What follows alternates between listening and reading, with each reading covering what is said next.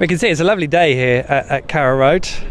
The fans walk up. It's quite busy. Don't know of any particular incentives or special plans that the fans have for coming in today. Obviously, there's what's going on in the programme about Norwich running out to Fartlife, which, judging from Twitter, seems to have invoked a rather interesting reaction. But I guess that probably owes as much to Norwich losing 4-0 at Millwall and what happens than maybe what's actually written.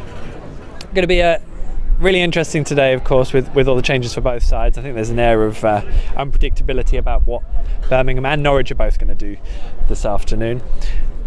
Really interesting team changes as well. I honestly didn't think Norwich would be playing with two holding midfielders anytime soon, but it looks generally like that's what's going to happen. That said, I think Tom Tribal has an element of being able to switch, and I don't necessarily see him as an out-and-out holding midfielder, so that will be a curious one to see how that one pans out. If you look down there, you might be able to see one of the team coaches, possibly Norwich's, because what happens is that the Norwich team now arrives down the side of Carrow Road all together on a trip, and it's quite a new thing that they're all getting together before the game and seeing how that spending a bit of time together before they actually make their way down to the ground. Beautiful day, as you can see, and I guess now that the transfer window's closed and we've had the sort of opening sparrings, we're kind of keen to see something a bit more permanent in terms of what Norwich are going to do and making it work. We want to see the ball move quicker. We want to see them being less naive.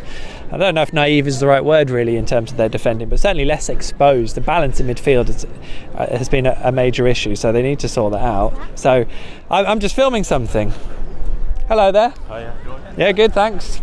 People doing well. So yeah, everyone seems to be in pretty decent spirits, but it does feel like we're in a pivotal's a difficult word. I wouldn't necessarily agree with that, but I think it's key really that Norwich shows some positive signs over the next coming games, because we've got a few games down here. They're going to be condensed. I think it's 5 games in 20 days or something like that. A really busy period, and Norwich can't afford to get sucked into something really negative in that period with all the changes and how they're trying to go about things. And it must also be said, Daniel Farke's made some big calls today.